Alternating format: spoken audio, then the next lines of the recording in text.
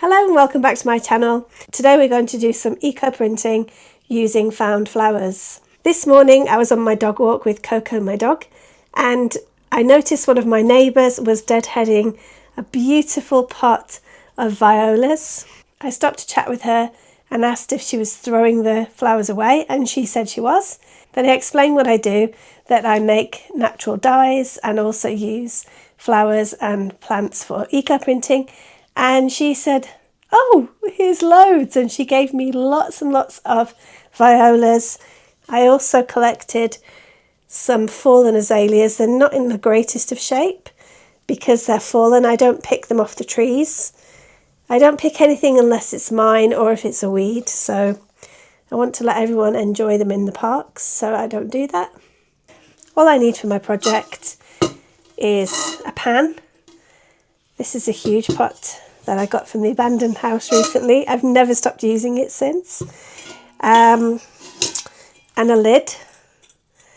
I've got one of these very retro steamers that I'm going to put in the bottom of my pan.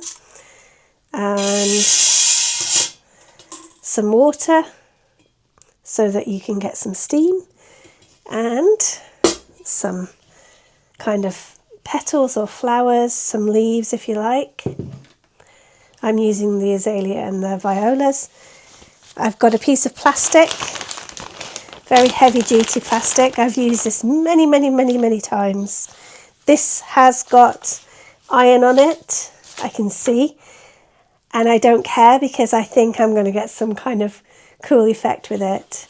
So I don't mind. I like surprising effects, so I'm not cleaning this. I'm just letting it do its magic. So I'm going to lay this down on the plastic. And I only want half of it on the plastic because I'm going to be doing the folding method. The reason we're using the plastic is so that I can isolate the layers. If you can see on the camera, I don't know, I can see some kind of, it's either ink or it could be iron water, I don't know. I don't care. So what I'm going to do is I'm going to break up the petals so they're nice and flat. So these just fell off the bush this morning, so they should be nice and fresh. And I'm just going to arrange them wherever I feel like it. And I'm going to fold this in half, so I only need to work on half of it. But because I have a lot of azalea, I am going to load it up quite a bit.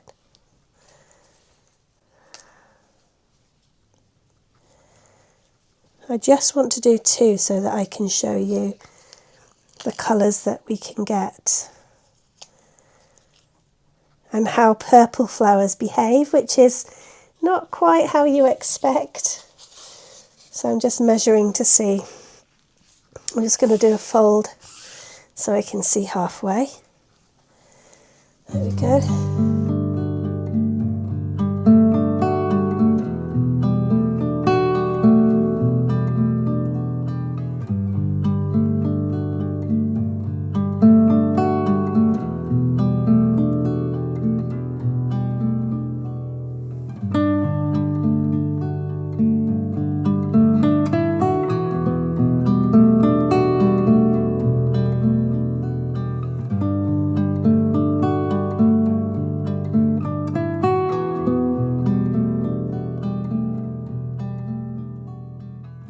One note about picking up flowers is I always make sure that I have something to clean my hands or use gloves, or I sometimes use the inside of a plastic bag and pick it up like that. That's one thing, but also I always make sure that I shake to not bring any bugs home. The bugs don't belong in my house, they belong in the park. So I don't want to kill any bugs in the process. And also I leave quite a lot behind because I can see the insects. This morning I was watching some You call them roly-polies, here we call them danglemushi. What do we call them in England? Wood lice. Breaking some of these petals down is quite interesting. So I don't want to deprive them of vegetation as well, so I only take a little bit and only what I need.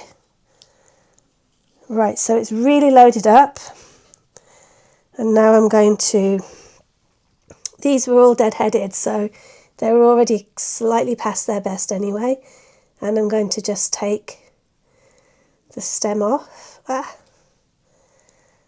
And I think I'm going to try and get some flowers, but I'm also going to just use some petals. And some facing down, some facing up would be good. Okay, they're all going to be different shapes and sizes, and I don't mind. I'm going to do some sprinkling of petals as well. Anything that I'm not using today, I'm going to keep. I've got a petal jar where I'm collecting random petals from the ground and just drying them and putting them in a jar so that I can use them when it's the winter time and I don't have access to anything, because it's so miserable as a natural dyer to dye in the winter because there's not as much. So I have laid everything out as much as I think I need for this project, and now I'm going to fold this in half and then I'm going to roll it up. One more thing that I forgot to say you need is some string and some scissors. This was mordanted with alum and it's damp. I'm putting it in damp, so I'm folding it in half. I can see the line that I made is half. So if I'm going to get anything, I'm going to get a mirror image this way.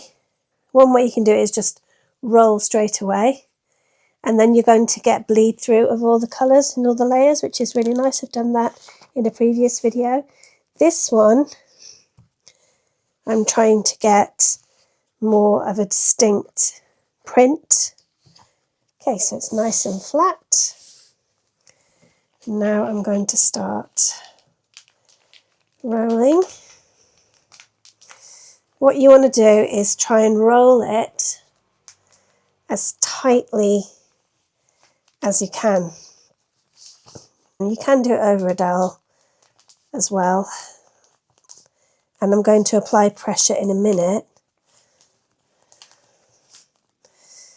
Puckers a little bit, but that's because it's silk and it's very, very thin. I'm trying to apply as much pressure as I can.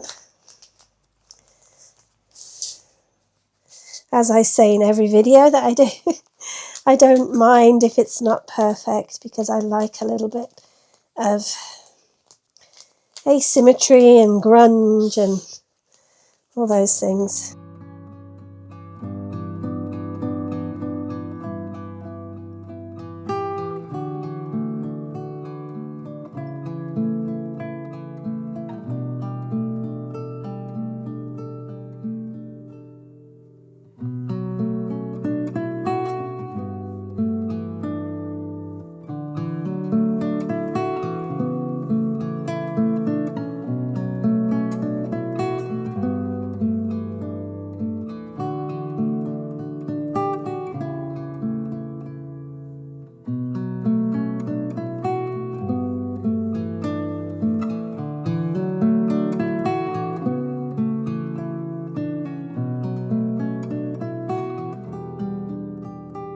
Okay, I've now finished bundling and it's going to go into the steamer. This is about how much water is in the bottom, so not up to beyond the legs of the steamer. Put that in. It's not hot yet, but I'm just putting in the little bundle and I'll put the lid on, wait for it to come to the boil and then lower it and let it steam for about 1.5 hours. It's day 2 and I'm unravelling the bundle. And I can see maybe there's been some transfer here, but I can still see quite a lot of cream silk, so I don't know if it's worked.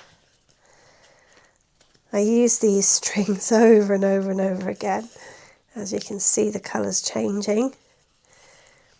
There's lots of colour that you can see through. Whether it has transferred, I don't know. Whether it will stay this colour, I don't know. Maybe once it's rinsed, or maybe I can just see the plant through it and not the dye. But we don't know until this point, so this is the exciting thing about natural dyeing. You just never know what you're going to get. This used to be cream, and now it's turning into a really interesting colour. So, I'm going to keep going with that. Now we have this piece of plastic, which I use over and over again. You can just keep using it. It doesn't melt. I thought that this would melt, but I've done this many times and it doesn't. I used a very thick plastic. It was a tablecloth, like a temporary tablecloth that I used. Just thick. Use anything that you have, as long as it's thick. It needs to be able to support the fabric inside. Okay, so there we go. As you can see, the plastic is ready to fight another day. And we're going to unroll. Has it worked? I don't know. Oh, ow! I can see some gorgeous colours coming through. I'm really hoping that is... Yes, that's so nice. Oh, the azalea has made a pretty colour, but the violas have made this, wow, wild blue-green. Whether when they hit the air they're going to stay that colour, I don't know. I don't think so. Things fade, so I don't know. We'll see. Let's see. Wow. This is pretty special. I don't know whether I'm going to be able to get the very, very stuck. Oh wow, the azalea's made like a yellowy colour. That's pretty. And I don't even know where half of the plants are because they're just kind of merged onto the fabric. I think it's probably best just to rinse it off.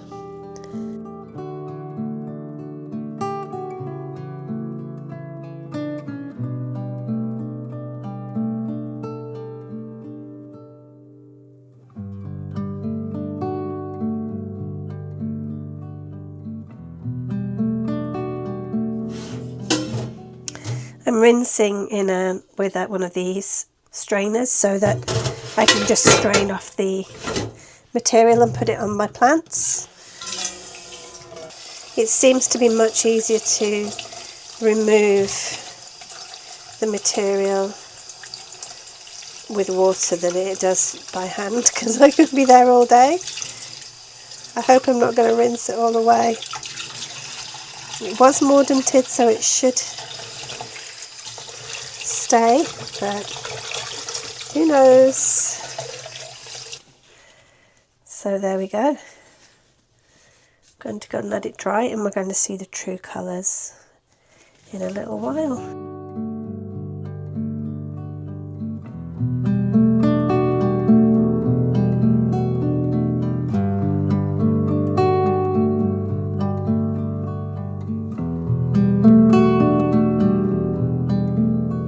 So this is about 5 days later, and the colours are just as vibrant. The azalea purple is coming out a little bit more now, but there's also yellow, there's some green as well. There's lots of mixing of the colours where the viola and the azalea have gone together. It's just so stunning.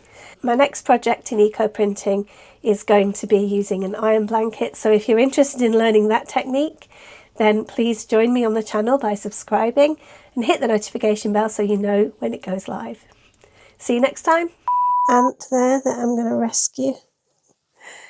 There's a piece of paper. Go rescue you. Quite a few ants. Ants are very attracted to azalea because azalea is very sweet. I'm just going to go and put him outside. Bye. Okay, that's the third one I've rescued this morning.